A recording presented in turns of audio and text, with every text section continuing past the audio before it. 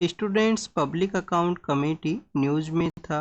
Parliamentary general election के बाद Lok Sabha speaker के द्वारा पब्लिक अकाउंट कमेटी को कॉन्स्टिट्यूट किया गया और उसके लेटर फेज के अंदर ये कमेटी अपना डिफरेंट रिपोर्ट्स एंड फाइंडिंग्स की वजह से भी मल्टीपल टाइम्स न्यूज़पेपर के अंदर इनका मेंशन हुआ था। पब्लिक अकाउंट कमेटी एक पार्लियामेंट्री कमेटी है। स्टूडेंट्स आपको यही पॉइंट याद रखना है कि ये पार्लियामेंट्री कमेटी है, कैबिनेट कमेटी नहीं है और फाइनेंशियल सेक्टर के जो इश्यूज हैं वो इनके द्वारा डील किए जाते हैं। हमारे यहाँ पे फाइनेंशियल सेक्टर के रिगार्डिंग में 3 पार्लियामेंट्री कमेटी हैं। एक तो पब्लिक अकाउंट कमेटी है, सेकंड कमेटी है एस्टीमेट कमेटी और थर्ड है students committee on the public undertaking. इस कमेटी को कॉन्स्टिट्यूट किया गया था कॉलोनियल एरा के समय। 1919 का जो गवर्नमेंट ऑफ इंडिया एक्ट है, जिसको कि हम मोनफोर्ड रिफॉर्म्स के नाम से जाना करते हैं या मोंटेगू चेम्सफोर्ड, उस एक्ट को हम बोला करते हैं। तो उसी एक्ट के द्वारा फर्स्ट टाइम जो पब्लिक अकाउंट कमेटी है उसको रिकमेंड किया गया था। 1921 के समय इसको इस्टेब्लिश किया गया और 1921 से लेकर स्टूडेंट्स 1950 का जो समय है, कॉलोनियल एरा का समय है, जब तक इंडियन कॉन्स्टिट्यूशन का कमेंसमेंट नहीं हुआ था, इस कमेटी के जो मेंबर्स हैं वो वाइसरॉय का जो एग्जीक्यूटिव काउंसिल हुआ करता था, उसी के जो चेयरपर्सन हैं उनको यहाँ पे अपॉइंट है वो किया करते थे।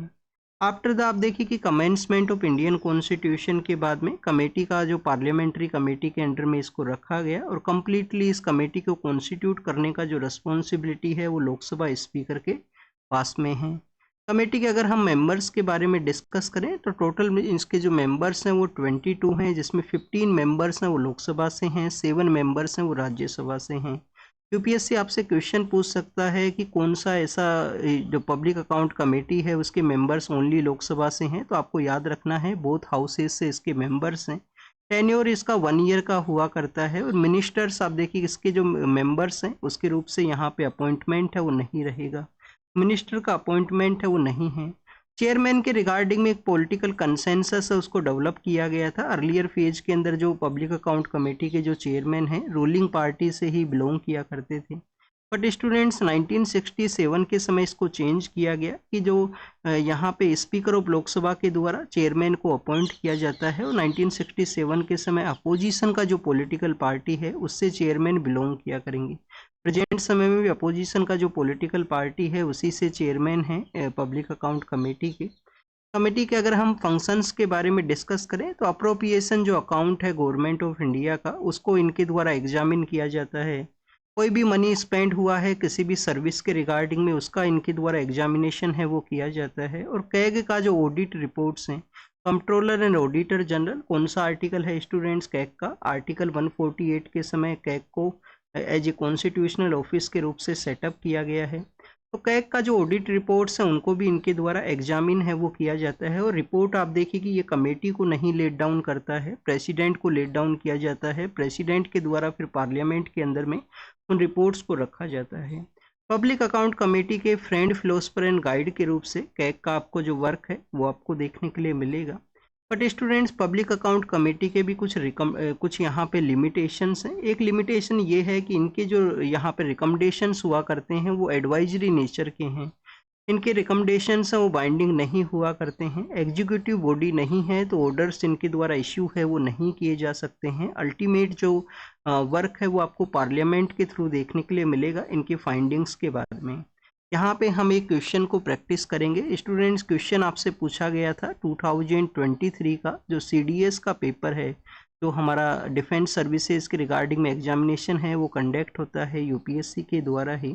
इसके अंदर क्वेश्चन पूछ लिया गया कि which on the following committee does not have members from the Rajya Sabha.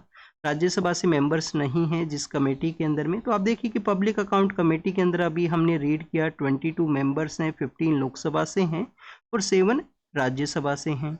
Estimate second आप देखिए कि committee on the public undertaking, उसके अंदर भी राज्यसभा के लोगों का जो पार्टिसिपेशन है।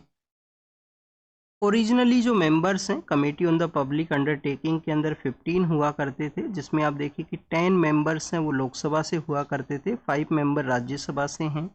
फिर इन मेंबर्स का जो संख्या है उसको इंक्रीज किया गया। प्रेजेंट समय में जो टोटल मेंबरशिप है वो पब्लिक अकाउंट कमेटी के ही इक्विवेलेंट है। नेक्स्ट अगर हम बात करें students committee on the welfare of schedule caste and schedule tribe, तो इसके अंदर जो टोटल मेंबर्स हैं वो 30 हैं। 10 मेंबर्स राज्यसभा से हैं और 20 मेंबर्स हैं वो लोकसभा से हैं, तो 30 मेंबर्स हैं। एस्टीमेट कमेटी के अंदर में ओरिजिनली जो मेंबर्स हैं वो 25 हुआ करते थे, प्रेजेंट समय में जो मेंबर्स हैं वो इसके 30 हैं और all members from the Lok Sabha. तो राज्यसभा के मेंबर्स का जो रिप्रेजेंटेशन है वो नहीं है एस्टीमेट कमेटी के अंदर में। क्वेश्चन आपसे पूछ लिया जाएगा कि किस कमेटी के अंदर में हाईएस्ट मेंबर्स हैं, ऐसा भी यहाँ पे सवाल हो सकता है। तो आप देखिए कि इक्विवेलेंट है estimate committee on committee on the welfare of the schedule caste and schedule tribe. तो this is all the information related to the PSC के बारे में।